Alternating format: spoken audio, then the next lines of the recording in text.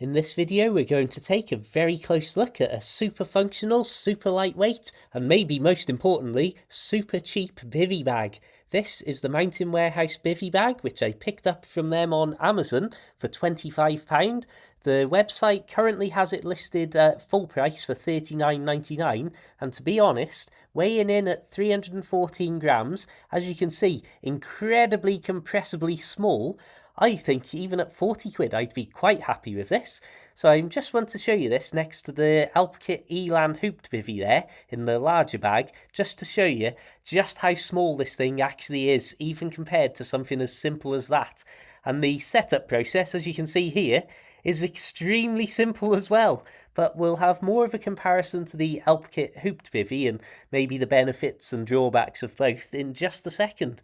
So I'm going to put my simple bits of sleeping kit in, nothing fancy here, a Hibernate inflatable mattress, a Funezla, what a weird brand name, inflatable pillow, and a really cheap, lightweight, flimsy sleeping bag. So as you can see with this, you have to enter and leave it through the top section, which isn't to everybody's taste. Some people prefer the side-loading ease of a zip down the edge of the bivvy, but for me, I'm not too fussed, I don't think, either way, but I'll hold my judgment on that until I'm on a really muddy, wet trip and dragging that all through my sleeping bag.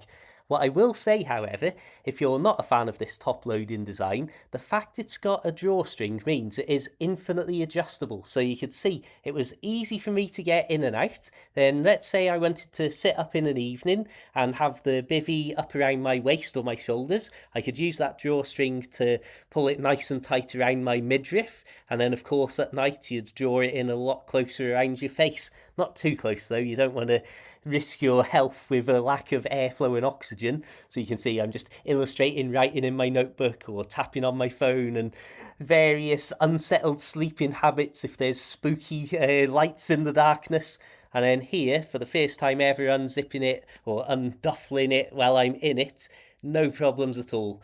And of course, just looking at it from a distance, it's ultra low profile. Now, the only thing that was of concern when I first had a closer inspection of this was the fact that there's seams not just down the sides, but also one going across the top of the bivvy there, and also one, as you can see here, wonderfully illustrated by my fair hand, there's also a seam on the bottom. Of course, all of the seams are taped, and you just have to trust that they've been taped well. But I was still very keen to take the opportunity of just testing this out without having to sleep in it, to really push the boundaries and give it a 10-minute test with just a pool of water deliberately put over one of those seams.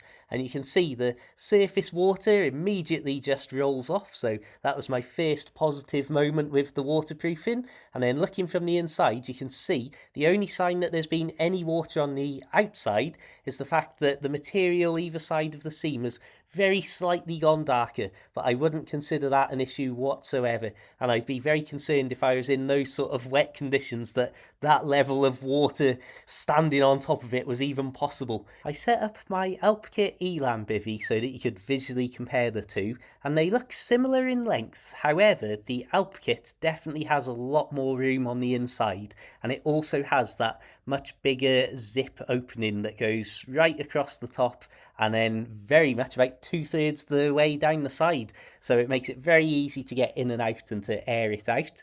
However, there are of course drawbacks. Firstly, it's a lot more expensive than the Mountain Warehouse one.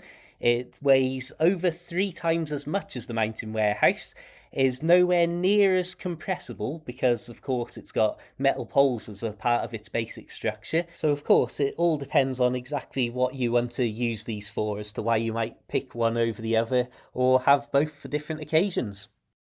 So why have I bought something like this when I already had the Alpkit Elan?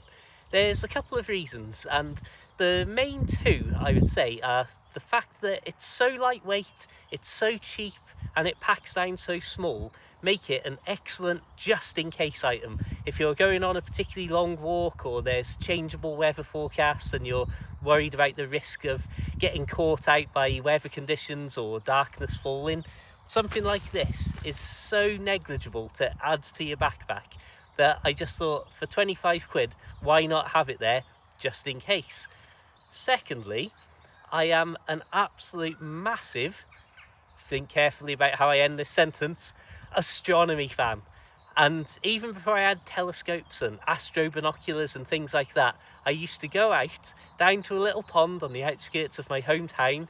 I would wrap myself up sometimes in a blanket, or sometimes if it was warm enough, use the blanket as a pillow, lie on a jetty and just look up at the sky, watching shooting stars when there were particularly good meteor showers on, generally watching the satellites come and go, and just enjoying being out amidst the absolute peace of nature at the water's edge, looking up at the infinity of space above us.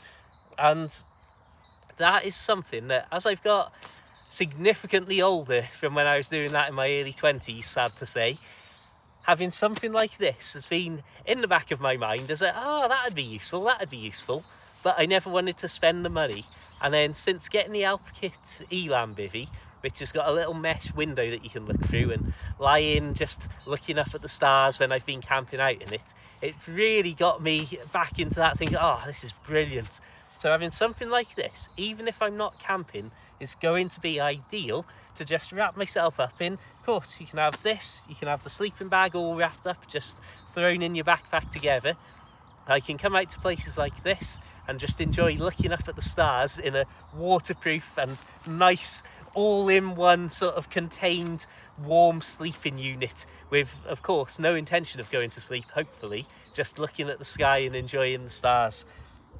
So those are two reasons, and the third one is more of a novelty thing, that I just love the idea of the ultra lightweight camping and the ultra minimalist camping setup.